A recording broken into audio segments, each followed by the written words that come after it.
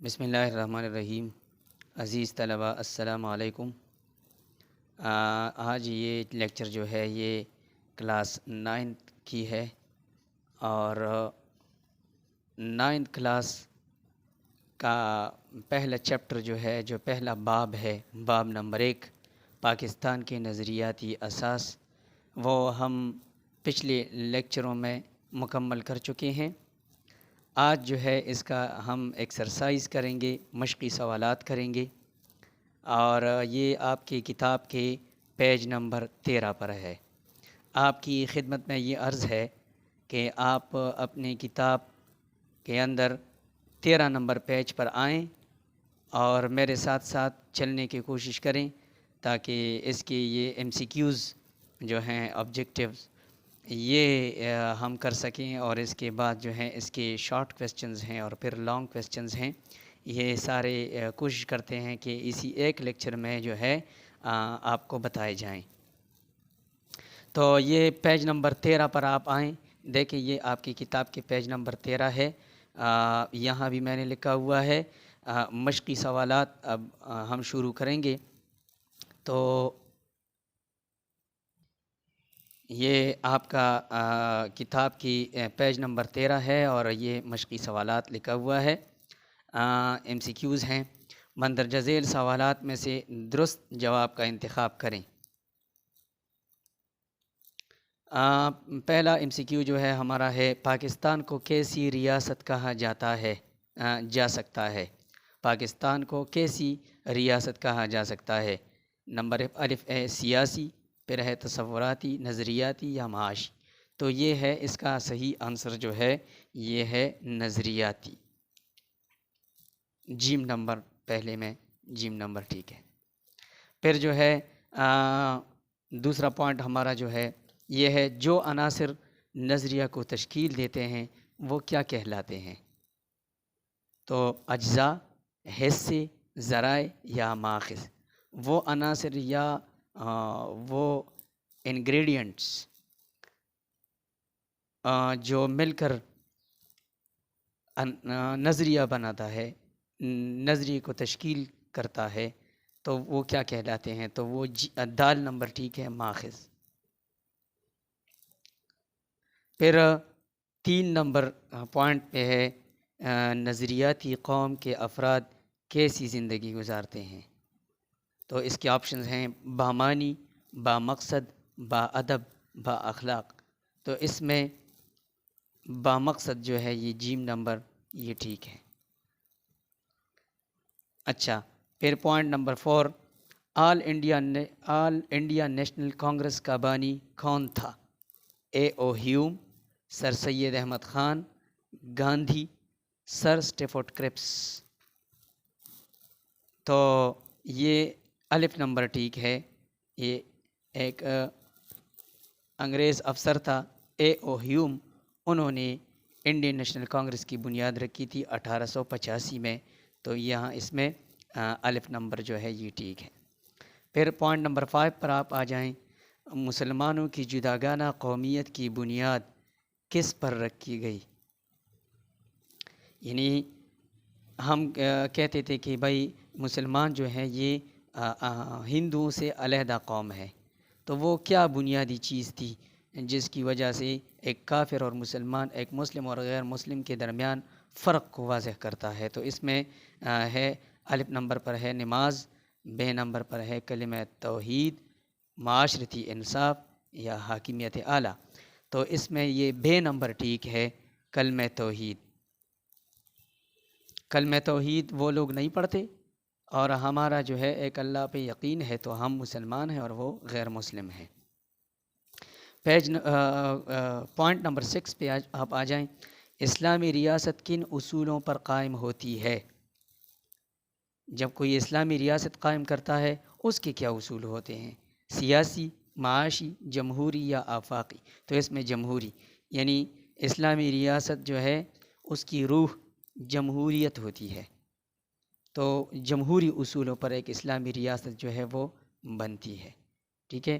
پھر point number 7 پر آپ آ جائیں، قائد اعظم محمد علی جناح نے شاہی دربار سبی بلوچستان سے کب خطاب فرمایا؟ شاہی دربار سبی جو ہے یہ بلوچستان میں ہے، وہاں قائد اعظم محمد علی جناح نے ایک خطاب فرمایا تھا۔ یہ کب فرمایا تھا؟ 12 فروری 1948، 14 فروری 1948، 14 مارچ 1948، 14 جولائی 1948۔ تو اس میں یہ بے نمبر ٹھیک ہے، 14 فروری 1948، 14 فروری 1948۔ پھر پوائنٹ نمبر 8 پر آپ آ جائیں۔ سر سید احمد خان کہاں پیدا ہوئے؟ آگرہ، مدراس، بنگال، دہلی۔ تو اس میں یہ دال نمبر ٹھیک ہے، دہلی۔ سر سید احمد خان جو ہیں وہ دہلی میں پیدا ہوئے۔ اچھا عزیز طلبہ، آپ پیج نمبر 14 پر آئیں، اپنے ورک کو الٹیے، turn your page on page number 14، اور اس میں اوپر پوائنٹ نمبر 9 ہے، آخری مغل حکمران کا نام کیا تھا؟ ظہیر الدین بابر، جلال الدین اکبر، اورنگزیب عالمگیر، بہادر شاہ ظفر۔ تو آخری حکمران جو مغلیہ دور سلطنت کا تھا وہ تھا بہادر شاہ ظفر، جن کی حکومت 1857 میں انگریزوں نے ختم کی تھی۔ تو یہ آخری مغل حکمران تھے۔ پھر پوائنٹ نمبر 10 پر آپ آئیں، انگریز تاجروں کی تجارتی ادارے کا نام کیا تھا؟ انگریز جب بر صغیر کے اندر داخل ہو رہے تھے تو انہوں نے ایک تجارتی کمپنی بنائی تھی کہ ہم تجارت یہاں ہندوستان میں کرنا چاہتے ہیں، اور تجارت کی بہانے وہ ہندوستان کے اندر داخل ہوئے، اور بعد میں وہ اس کوشش میں لگے رہتے تھے کہ کب مسلمانوں کی حکومت کمزور ہوگی اور ہم ہندوستان کو اپنے قبضے میں لے لیں گے۔ تو یہ اس کمپنی جو ایک تجارتی کمپنی بنائی گئی یہاں ہندوستان میں تجارت کے لیے انگریزوں نے بنائی تھی، تو وہ کون سی تھی؟ East India company, British India company, Anglo India company, Royal India company. تو اس میں الف نمبر ٹھیک ہے، ایسٹ انڈیا کمپنی۔ پھر پوائنٹ نمبر 11 ہے، اردو ہندی تنازع کب ہوا؟ یہ بنارس کے مقام پر ہوا تھا۔ ہندو جو تھے وہ ہندی کو پروموٹ کرنا چاہتے تھے، ہندی کو ترقی دینا چاہتے تھے، ہندی کو رائج کرنا چاہتے تھے، جبکہ اس کے برعکس مسلمان جو تھے وہ اردو کو نافذ کرنا چاہتے تھے، اور ان کو اردو عزیز تھی۔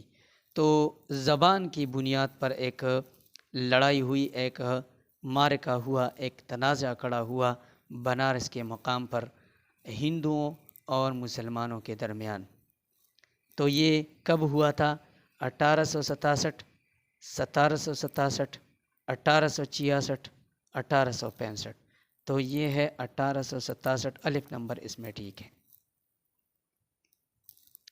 پھر آپ پوائنٹ نمبر 12 پر آئیں، 1885 میں کس پارٹی کی بنیاد رکھی گئی؟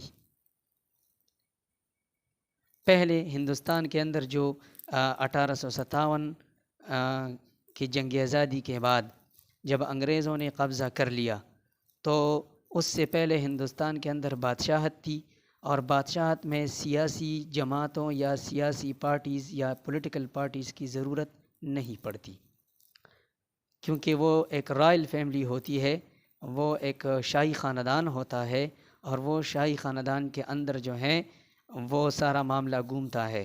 جب باپ مر جاتا ہے تو اس کے بعد جو ہے بیٹا اس کا تخنشین ہو جاتا ہے، اور وہ بادشاہ بن جاتا ہے۔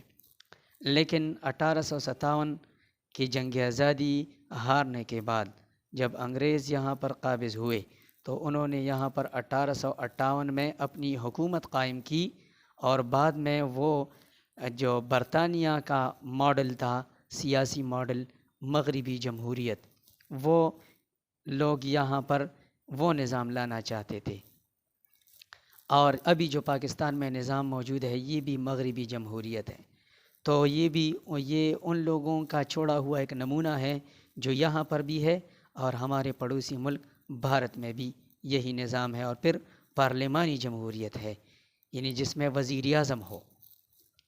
تو پارلیمانی نظام جمہوریت وہ یہاں پر چھوڑ کے گئے ہیں، اور ایسے نظام کے لیے سیاسی جماعتوں یا پولیٹیکل پارٹیز کی ضرورت پڑتی ہے۔ لہٰذا پھر آگے جا کر 1858 سے لے کر 1884 تک ہندوستان کے اندر کوئی بھی سیاسی پارٹی نہیں تھی۔ پہلی مرتبہ ہندوستان کے اندر ایک سیاسی پارٹی 1985 میں بنائی گئی۔ تو وہ کون سی پارٹی تھی؟ الف نمبر مسلم لیگ، انڈین نیشنل کانگریس، مسلم اسٹوڈنٹس فیڈریشن، انجمن حمایت اسلام۔ تو اس میں انڈین نیشنل کانگریس بے نمبر ٹھیک ہے۔ انڈین نیشنل کانگریس کی بنیاد A.O. ہیوم نے رکھی، ایک انگریز افسر تھے، انہوں نے یہ پارٹی قائم کی 1885 میں۔ پھر پوائنٹ نمبر 13 پر آپ آئیں، نہرو رپورٹ کب پیش کی گئی؟ ایک انگریز تھا جنہوں نے ہندوستان کے لوگوں، جن میں مسلمان بھی تھے، ہندو بھی تھے، سکھ اور عیسائی اور پارسی بھی تھے، لیکن ہم سب ہندوستانی تھے۔ ہم سب ہندوستانی کو ایک طعنہ دیا کہ آپ جو ہیں، آپ میں اتنی اہلیت اور قابلیت نہیں ہے کہ آپ ہندوستان کے لیے کوئی آئین بنا سکیں۔ لہٰذا اس طعنے کو ایک قسم کی چیلنج کے طور پر قبول کر کے ہندوستانیوں نے یہ ٹھان لی اور یہ ارادہ کیا کہ ہم انگریزوں کو اپنا آئین اور قانون بنا کر دکھائیں گے۔ لہٰذا پورے ہندوستان کے اندر اعلان ہوا کہ جتنی بھی چھوٹی بڑی سیاسی جماعتیں ہیں ان کے سربراہان جمع ہوں تاکہ ہم مشترکہ طور پر بر صغیر کے لیے ایک آئین بنا سکیں۔ اور پھر وہ اس کے اندر ایک کمیٹی بنی اور اس کمیٹی کے سربراہ موتی لال نہرو تھے۔ لہٰذا اس کمیٹی کے تیار کردہ جو سفارشات تھیں یا جو قوانین تھے اس کو بھی نہرو رپورٹ کا نام دیا گیا۔ تو یہ نہرو رپورٹ کب پیش کی گئی؟ تو اس کی تاریخیں آپشنز میں دی گئی ہیں 1926، 1927، 1828، 1928۔ تو اس میں یہ دال نمبر جو ہے یہ ٹھیک ہے، 1928 میں جو ہے نہرو رپورٹ پیش کی گئی تھی۔ پھر پوائنٹ نمبر 14 پر آپ آ جائیں، مسلم لیگ کا قیام کب عمل میں لایا گیا؟ 1904، 1905، 1906، 1907۔ تو یہ 1906 ہے۔ ایگزیکٹ ڈیٹ جو ہے اس کا، یہ انہوں نے شارٹ نام لکھا ہے مسلم لیگ، اس کا پورا نام تھا آل انڈیا مسلم لیگ۔ تو آل انڈیا مسلم لیگ کب قائم ہوئی؟ وہ 30 دسمبر 1906 کو قائم ہوئی۔ یہ مسلمانوں کی جماعت تھی اور یہ ہندوستان کے اندر دوسری سیاسی پارٹی تھی۔ پہلی پارٹی 1885 میں انڈین نیشنل کانگریس بنی تھی۔ پھر تقریباً 11 سالوں میں کوئی اور پارٹی نہیں بنی تھی۔ 11 سال بعد پھر مسلمانوں نے اپنی پارٹی مسلم لیگ بنائی 30 دسمبر 1906 کو۔ پھر پوائنٹ نمبر 15 جو ہے یہ ہے 1930 میں الہ آباد کے مقام پر صدارتی خطبہ کس نے پیش کیا؟ تو یہ آخری لیکچر، اس سے جو پہلے والا لیکچر تھا جس میں قائد اعظم محمد علی جناح اور علامہ اقبال کے فرمودات تھے، جو ہم نے پڑھا تھا نظریہ پاکستان کے بارے میں، قائد اعظم محمد علی جناح اور علامہ اقبال کے فرمودات۔ تو اس میں ہم نے علامہ اقبال کے بارے میں پڑھا تھا کہ انہوں نے 1930 میں الہ آباد کے مقام پر صدارتی خطبہ دیا تھا۔ تو اس میں کے آپشن میں دیا ہوا ہے لیاقت علی خان، علامہ اقبال، قائد اعظم، مولوی فضل الحق۔ تو اس میں درست آپشن جو ہے یہ بے نمبر ہے، علامہ اقبال۔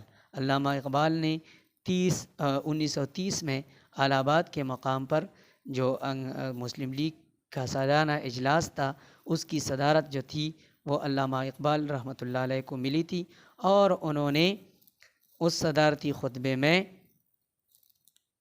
दो कौमी पाकिस्तान एक अलहदा रियासत पाकिस्तान के नाम से मुसलमानों के लिए एक अलहदा रियासत का जो मुतालबा मुसलमानों ने किया था उसको दुरुस्त करार दिया गया कि मुसलमान जो हैं ये गलती पर नहीं हैं और ये ठीक कह रहे हैं। ये दूसरे अक़वाम के साथ इकट्ठे नहीं रह सकते।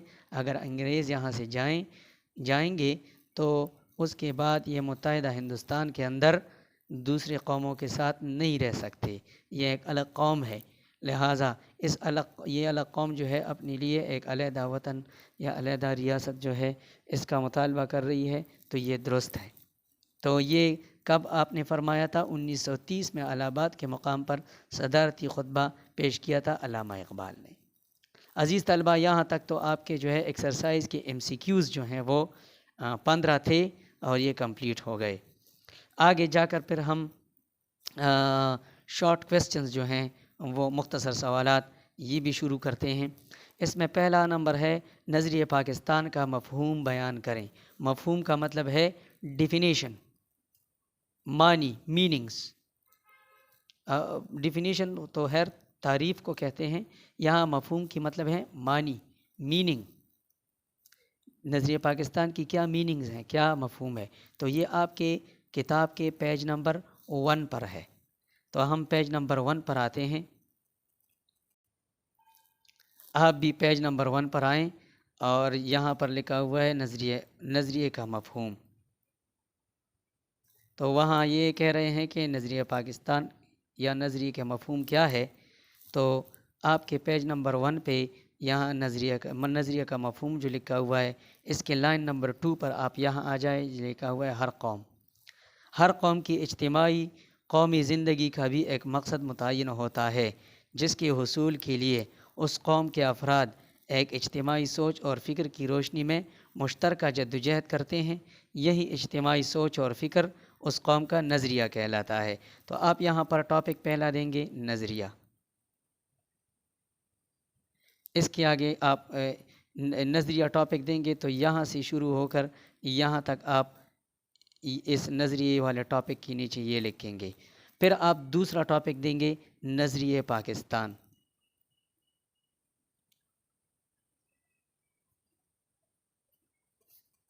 ये एक सवाल में 2 टॉपिक्स आ गए।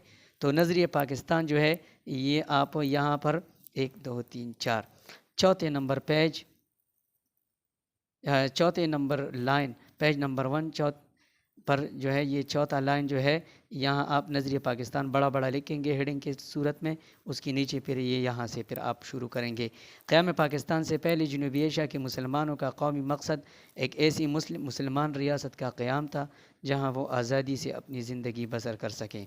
इस मकसद में जिस इज्तिमाई सोच और फ़िक्र ने उनकी रहनुमाई की वो ये थी कि मुसलमान हिंदुओं से अलग एक मुनफरद कौम हैं, लिहाजा उनका अपना एक अलग वतन होना चाहिए।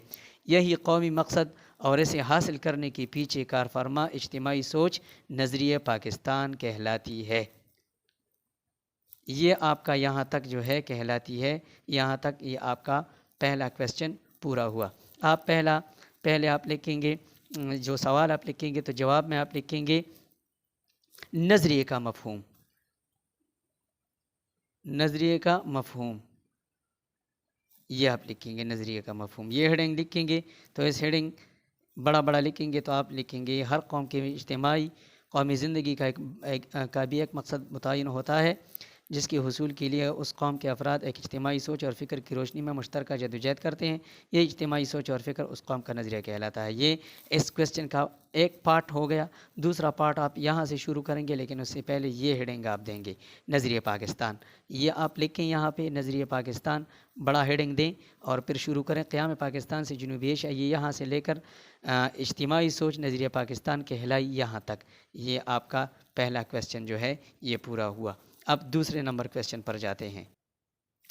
अच्छा जी, यहाँ आपका जो है शॉर्ट क्वेश्चंस में मुख्तसर सवालात में जो है दूसरा क्वेश्चन है, दूसरा सवाल है दो कौमी नज़रिए से क्या मुराद है। दो कौमी नज़रिया क्या है? तो ये आपकी किताब के पेज नंबर 7 पर है, सफ़ा नंबर 7 पर। आप सफ़ा नंबर 7 पर आएँ, मैं अभी आपको इसका जवाब دکھاتا ہوں دو قومی نظریے سے کیا مراد ہے۔ اچھا، یہ جو ہے یہ پیج نمبر 7 ہے، یہاں پہ آپ دیکھیں یہ پیج نمبر 7، اور یہ جو ہے دو قومی نظریے سے کیا مراد ہے، اس کا جواب ہم لکھیں گے۔ آپ یہاں پر آئیں، 1 2 3 4 5 6 7، یہاں 7 نمبر لائن پر آپ آ جائیں تو یہاں لکھا ہوا ہے کہ ہندو اور مسلمان، تو اس کے کی جگہ آپ لکھیں دو قومی نظریہ سے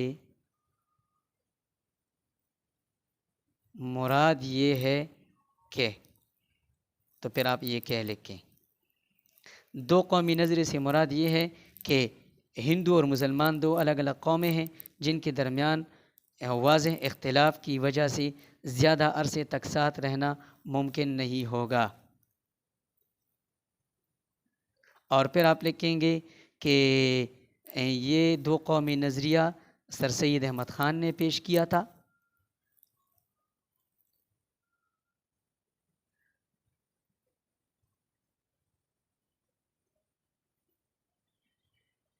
جب آپ یہاں تک آپ لکھیں گے تو آپ پھر اس کے بعد آپ لکھیں گے یہاں نہیں ہوگا کے بعد آپ لکھیں گے یہ دو قومی نظریہ سر سید احمد خان نے پیش کیا تھا۔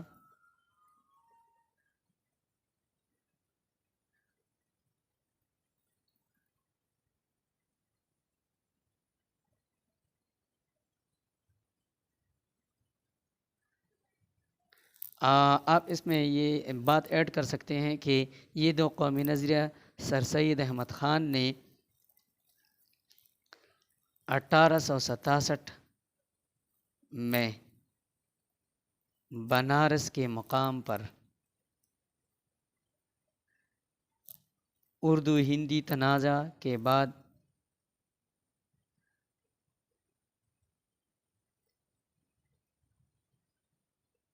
پیش کیا۔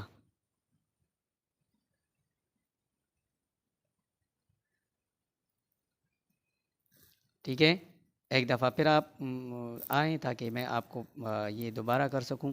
دو قومی نظریے سے کیا مراد ہے، تو آپ لکھیں گے دو قومی نظریے سے مراد یہ ہے، یہ آپ 1 2 3 4 5 6 7 نمبر لائن پر آپ آ جائیں، 7 نمبر پیج کے 7 نمبر لائن پر، تو آپ لکھیں گے دو قومی نظریے سے مراد یہ ہے کہ ہندو اور مسلمان دو الگ قومیں ہیں جن کے درمیان واضح اختلافات کی وجہ سے زیادہ عرصے تک ساتھ رہنا ممکن نہیں ہوگا۔